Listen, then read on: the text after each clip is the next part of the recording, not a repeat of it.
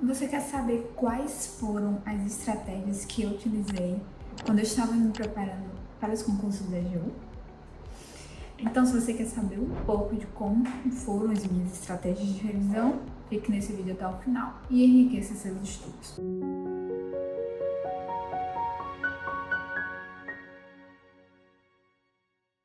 Então, seja muito bem-vindo a este canal. Meu nome é Caroline Soares, sou advogada da União e especialista em concursos de procuradorias. Então, nesse canal você tem sempre assuntos relevantes sobre procuradorias, sobre concursos, jurisprudências, enfim, tudo para enriquecer seus estudos. Vamos comigo? Revisão é um tema muito delicado e importante, porque ele é de fato um divisor de quem passa e de quem reprova.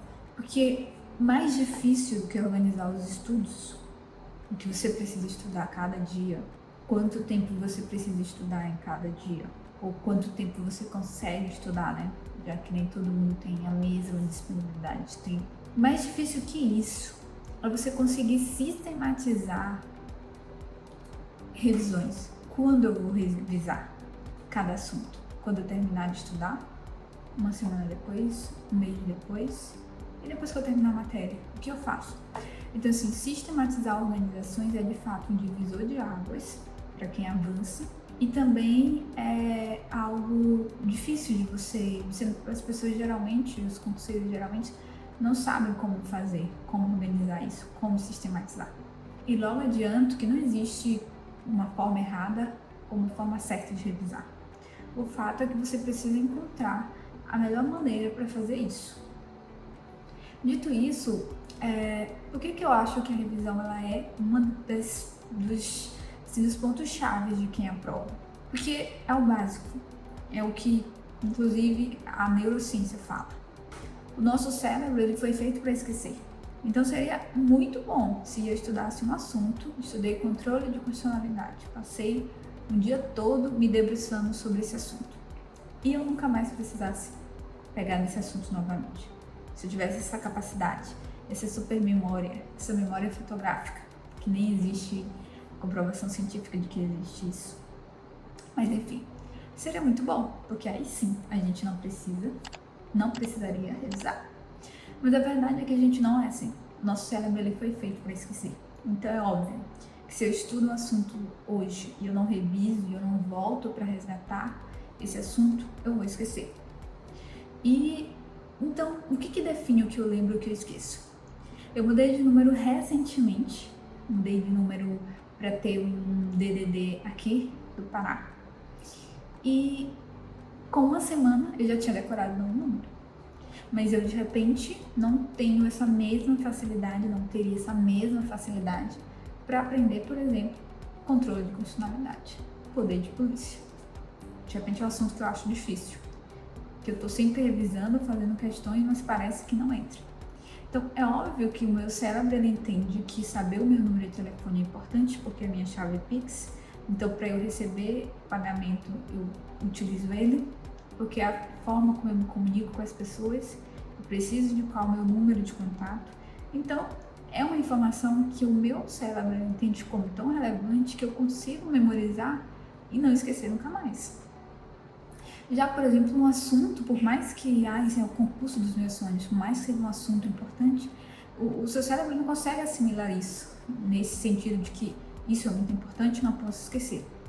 Porque na hierarquia de informações relevantes, o seu cérebro tem tantas outras informações que ele considera igualmente relevantes. Mas essa não é uma aula de neurociência, então vamos voltar para a minha revisão na preparação para a AGU. O fato é que eu sempre tive essa consciência de que revisar é importante.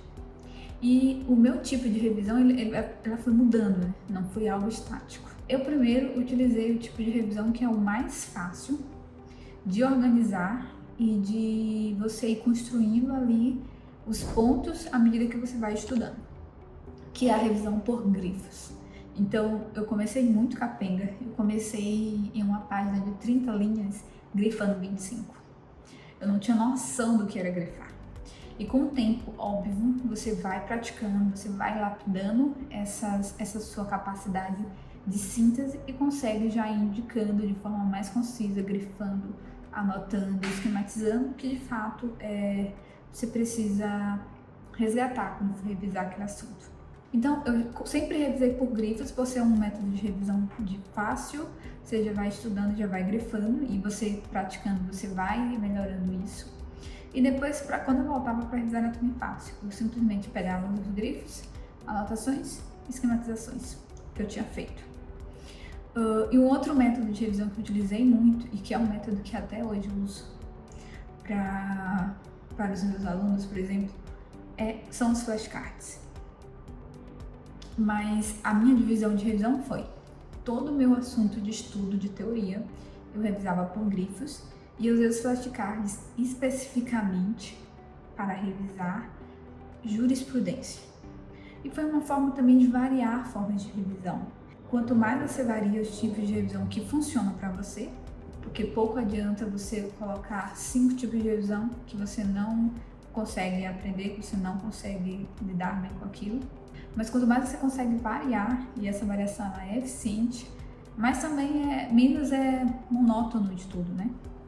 E eu utilizei muitos flashcards para revisão, é um tipo de revisão ativa, tem software Wank, que é gratuito, é uma ferramenta que ali no início você sofre um pouco, mas depois você desenrola.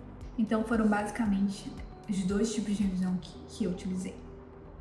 E são os tipos de revisões que até hoje eu recomendo. Por ser fácil, o Anki, assim, como eu falei, não é tão fácil assim no início, mas depois que você pega o jeito de produzir cards e de mexer na ferramenta, no software, você desenrola muito bem. Qual que era a frequência que eu tinha que revisar? Os flashcards eu ia produzindo à medida que eu ia estudando jurisprudências e depois o próprio software já fazia o trabalho de agendar aquelas revisões para mim.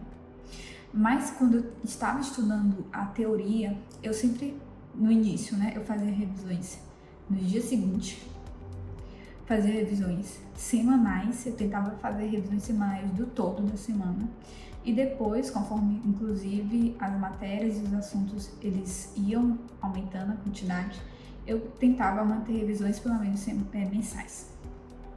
Mas não existe uma periodicidade certa ou errada. Se você revisa toda, o importante é que você revise com uma periodicidade mínima, porque pouco adianta eu revisar um assunto hoje, daqui a 6 meses, porque eu não vou ter que revisar, eu vou ter que reestudar de fato, porque revisão é um tipo de estudo, mas não é igual ao estudo do conteúdo, do seu contato inicial com o conteúdo. Ela precisa ser mais rápida, você precisa criar esse time, esses insights de conseguir fazer isso de forma mais rápida, para que seu estudo consiga avançar. Então, o ideal é que você consiga achar a sua periodicidade. Mais uma que funciona bastante é dia seguinte, uma semana depois, um mês depois. E uma coisa também que eu fiz, foi fazer revisão cumulativa. Quando eu terminava a matéria, eu tirava um período para revisar toda aquela matéria. E eu voltava a fazer muitas questões sobre os assuntos que eu tinha mais dificuldades, que caíam mais em provas. Então essa também é uma dica muito interessante, que você fala assim: terminei a matéria, o que eu faço? Continue a revisar, porque se você não revisar, você vai esquecer. E tem até assim um pesquisador, que não lembro o nome, que fala assim, que no dia seguinte a gente já esqueceu 50%. Com uma semana a gente já esqueceu 70%. E com 6 meses a gente não lembra mais de nada, só o nome do assunto e não lembra mais de nada. Então, revisar é realmente muito importante. Se você gostou deste vídeo, deste conteúdo e quer estar antenado com aquilo que é importante para procuradorias, eu te convido a se inscrever no sinal e ativar o sininho das notificações, porque todas as vezes que eu produzir um vídeo novo, ele vai chegar para você em primeiríssima mão.